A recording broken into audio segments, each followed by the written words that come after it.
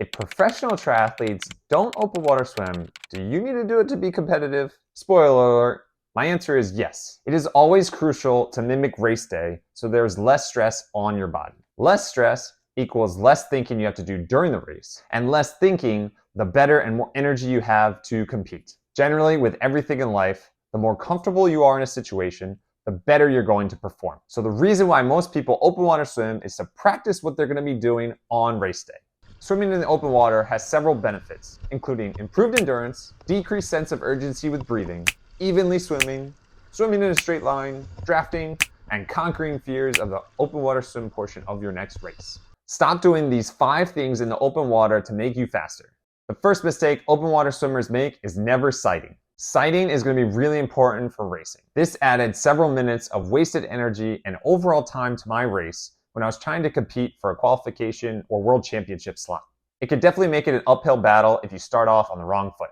All too often, swimmers get out in the open water and veer off course. Practicing picking out a landmark and swimming to it will vastly help you swimming straight and not adding yards to your swim.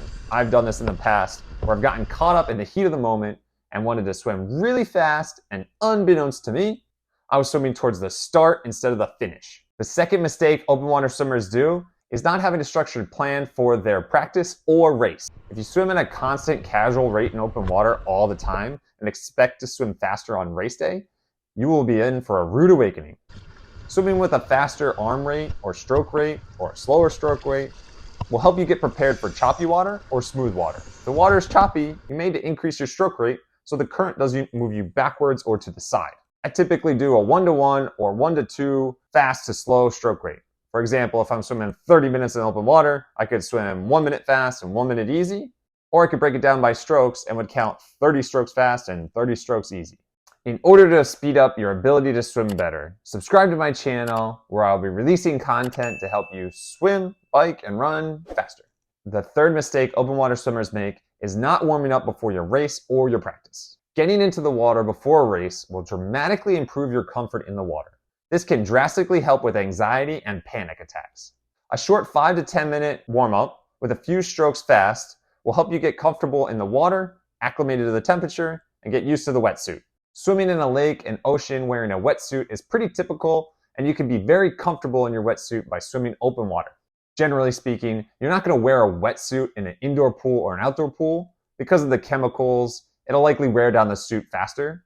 So you're going to want to be able to use it for a very long time in the open water. It's a great idea to group up with your friends or triathletes and swim together in open water. Open water swimming allows you to practice mass starts, swimming with a group and drafting, and then working on your transition. If you're looking to learn a little bit more about an efficient transition from swim to bike, I'll link the video in the description below. If you're interested in a video about conquering your fear in the open water, comment below.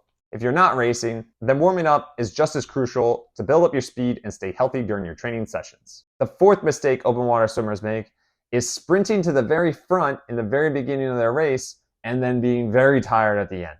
Once the gun goes off or cannon goes off, every athlete forgets what their plan is and sprints. This burns one of those hypothetical matches we have while exercising and racing and can be very detrimental to the rest of the race. There is no reason to be in the middle of a mass start unless you're an amazing swimmer, in which case you wouldn't be watching this video. Start off to the side of a mass start, or wait 10 seconds before you follow everyone else. I found that even me, being a strong swimmer, starting to the side helps me to get into my groove, find my pace, stop the annoying people from kicking, punching, and pulling my leg.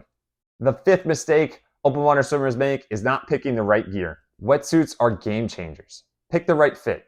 If you're between sizes, then size up. Sleeves or no sleeves, depending on how cold it is and how comfortable you are with your shoulder mobility while using a wetsuit. And make sure you practice with it. Athletes like you and me often forget about the wetsuit until the first race of the season and wonder why it's so hard to breathe. The suit seems to shrink over the winter. It's definitely not all those cookies I eat. And it becomes harder to race with that restriction.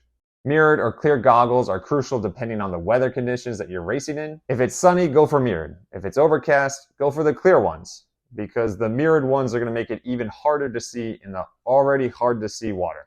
Swimming with a buoy and a cap is crucial for practice. You need others to see you while you're swimming, and you can use the buoy to hang on to and give yourself a little bit of On race day, you will not have these luxuries, and the sooner you get used to it, the more comfortable you're going to feel in the water. If you want to improve your swimming but don't want to swim as much, click on this video where I go over the top swimming mistakes that many swimmers make. What pool do lambs always swim in? A wool pool.